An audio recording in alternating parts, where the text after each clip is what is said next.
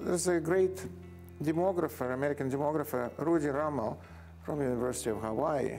He calculated that in 20th century alone, over 200 million people were murdered by their own government. So capitalists usually are not murderers. They like to keep people as their, at least as their customers.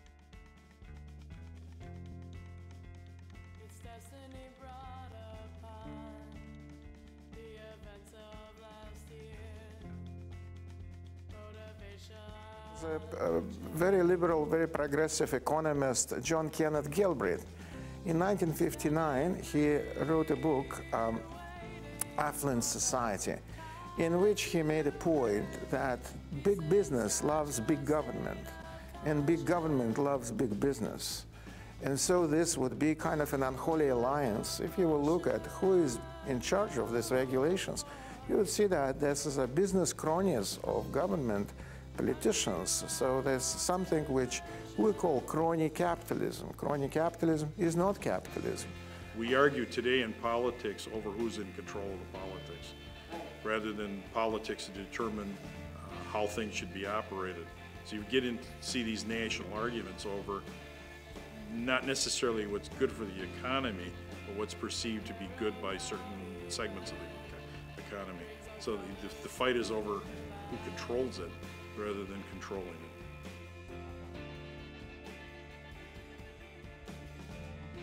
I think capitalism responds to it much more than the government can respond to changes that are caused by demography. I would say the world capitalism is not the best one, and definitely capitalism is being accused in many things which actually are not capitalistic at all. That we don't have a free market economy, we don't have a free enterprise, we have, I would say, more of a government-run economy. It's a mixed economy at best, or it's many people don't realize that what they see is mostly government regulation.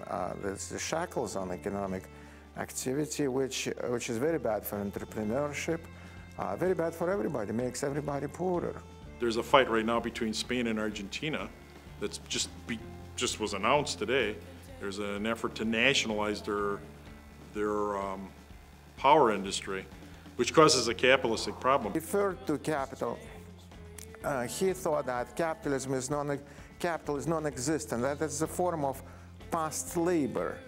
So labor which is materialized in equipment and other means of production.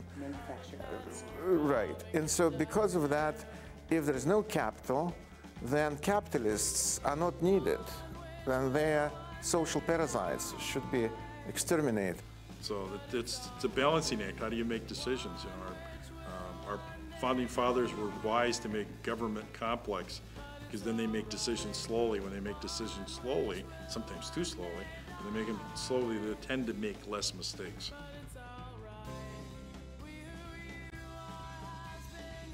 Quality of life indicators, quality of life matrices.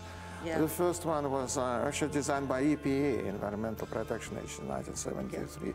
So that's really quite interesting to see that some people do not believe in, say, statistics as it is, and trying to get with something more meaningful.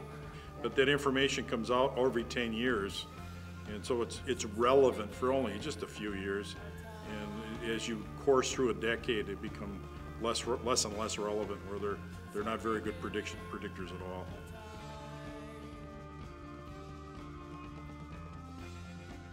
Definitely, gross domestic product is, well, it was not designed to measure everything. It definitely cannot. I think it was Robert Kennedy, he said that it doesn't measure the richness of our culture, it doesn't measure the satisfaction of life, it measures the quantity of goods, not the quality of our life.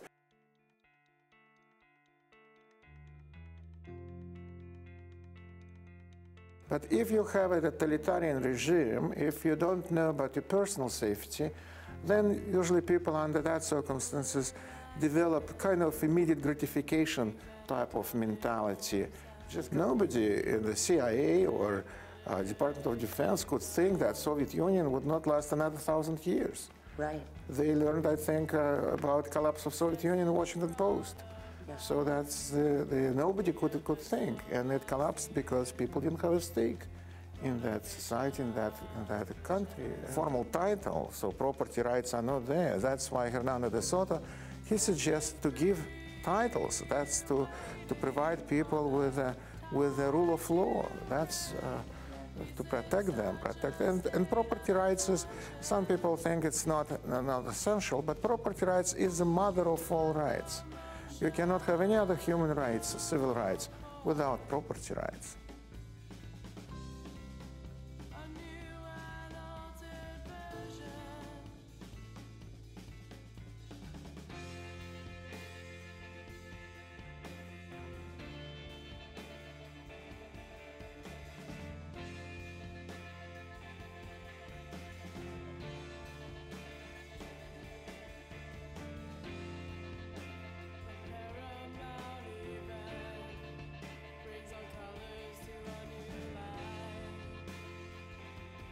Statistics are simply a measurement of what was, and on a national level, their implication on a local level is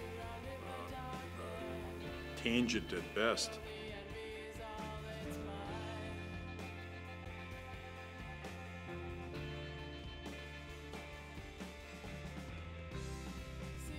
And it's not your children.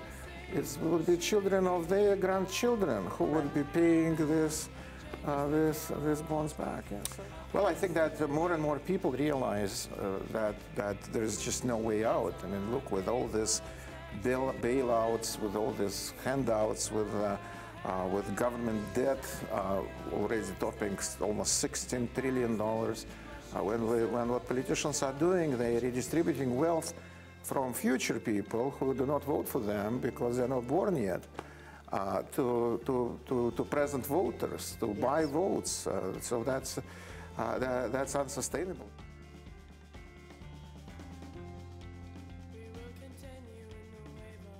However, it's impossible, almost very difficult to measure quality of life, because what is the quality of life? Is it the number of police officers, or is it the feeling of security that you have? There's a balance, and I think, of a thriving community with capitalism. So there's a balance between public good and the ability to make money easily. True capitalism, as a free market, as a free enterprise, that would lead to world peace, that would lead to peace and harmony between people. Because that's the only way to, if you can get ahead in life only by pleasing others, by providing them what they want, and not by using their government power to redistribute wealth towards yourself. I'm afraid that if we will not take charge of these matters, then we will face the same problems in the future.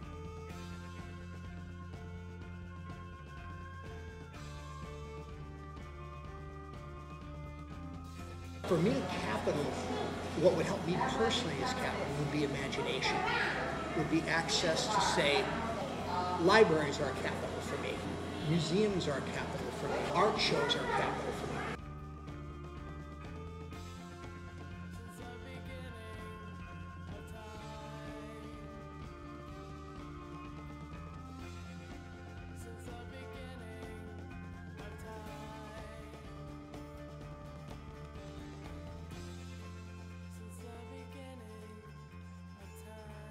Science food in the future, even at present, is useful and powerful, but in the future will be one of the dominant ways to gain resources.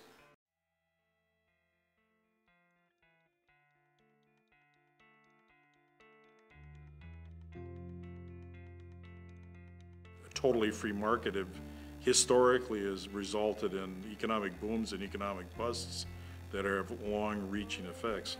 So trying to find that balance involves politics, and then the politics itself gets complicated. So sometimes the politics itself, rather than regulating resources, winds up just the challenge of controlling the politics. On the 10th of January of 2011, that was the first day of Arab Spring, I was in the city Tunis, the capital of Tunisia, and that's where it happened. That was the first day of Arab Spring. That's when this unfortunate young man burned himself as to protest this bureaucratic harassment and government suppression of the market.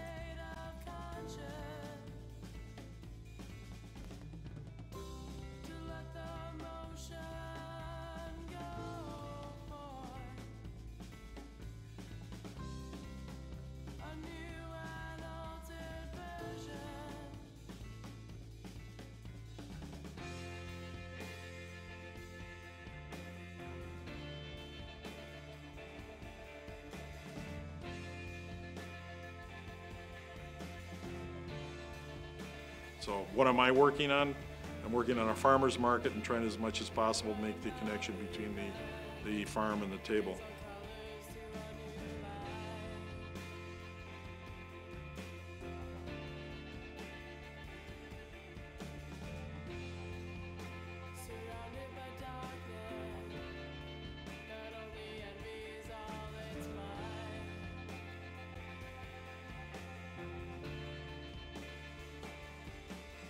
That's right, yes. Or if you take even Iraq under Saddam Hussein, who murdered 11% of his people. So if you don't know whether you survive or not, why would you invest? Why would you take classes? Why would you study something? You just survive on a day-to-day basis. And that's how people develop this disrespect to Mother Nature. And definitely it's not capitalism which should be blamed for that. Many of those countries do not have the agricultural resources to feed themselves despite the growth in their economy. That's going to be starting to become a dramatic problem. We've only seen the beginning of it. Just kind of hit and run. For example, if property rights, that was the case in Soviet Union, then all land belonged to the state. So people were slaves on their own land. And definitely many of them would rape and maim this land, would take whatever is, and that's why Soviet Union, even President Yeltsin, the first president of Russia, he called it environmental Auschwitz. To do it as a community, and I have seen it done, you actually do have to seek the input and allow the input as many people as possible, and then synthesize that information and draw some conclusions. And I think the experience is when that is done, there in fact are agreeable consensus to where communities should be going. And often the very fact that they go through the effort, there's buy-in, and the result is they're often successful.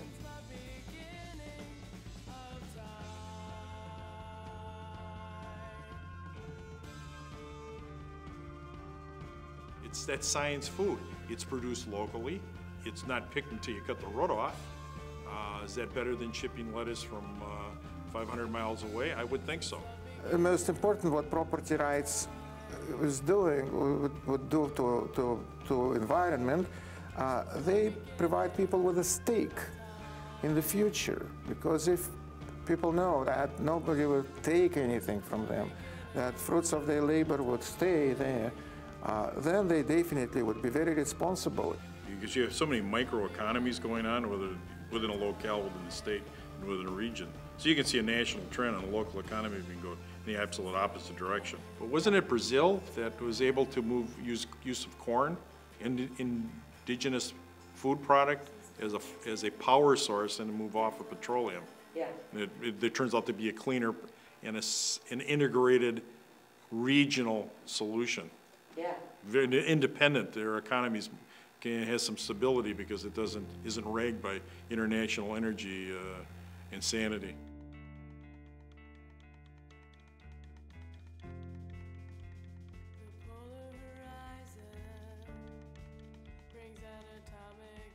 A whole new neighborhood was created, and we saw an economic shift away from the dependence on the durable goods industry, and instead of more of a regional integration of the local economy. And those goals were then transferred into objectives with action plans.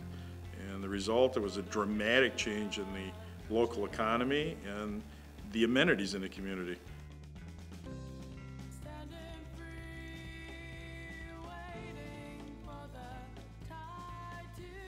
Places you look at is where they've established a creative presence and moved into an area that has demand, or even to create the demand, and then shared the technological basis. That's another issue, the issue of democracy. That's I think James Madison was saying that it's a very dangerous thing. Why it's a very dangerous thing? Because you can put people on the needle of government handouts, and then they would vote only for that. A company that specializes in high-end leather purses willingly shares the information with the company that makes leather coats. They're not exactly in competition with each other, but because they have a common knowledge base, it works. Innate into Japanese capitalism, to share knowledge. As a result, their businesses prosper because they can be able to push the technological envelope so much more effective.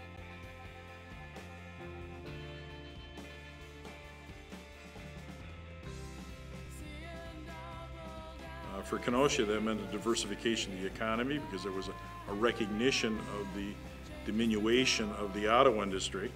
There was also a recognition that the lakefront was underutilized and it needed a major investment to make it a more pleasant place, a place that was desirable by the community.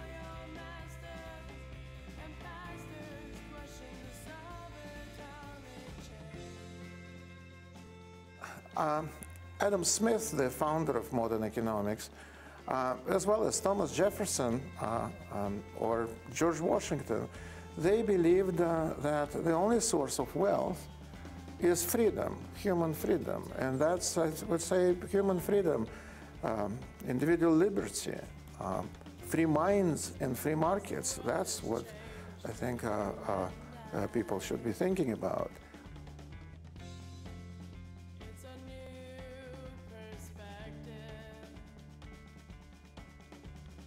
Business on a local level, which has a direct bearing on individuals and businesses in a locale, over something which is transitory. And I think that's a lot different than the decision, let's say, to over-tap our resource, such as digging too many wells, pulling too much water out of the substratus, out of the groundwater system.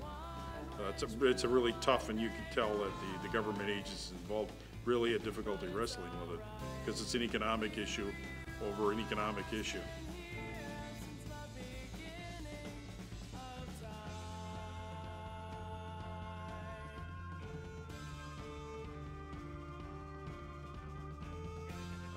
For that matter, I haven't seen a measurement for sustainability. Although we strive towards both of those, it's much easier to measure capital than it is to measure social understandings and social relationships. Yes, I would think that social media, or internet itself, is the greatest achievement of human mind. And look, it's not run by any government. It's not, doesn't belong to anybody. It's kind of, I would say, a treasure for the whole humankind, and it promotes human freedom.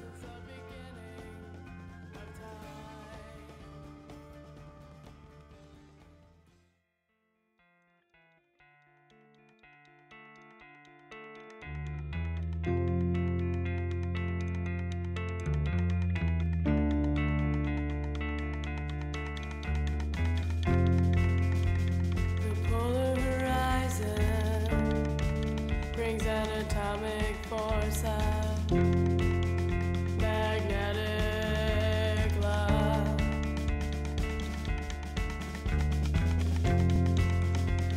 It's destiny brought upon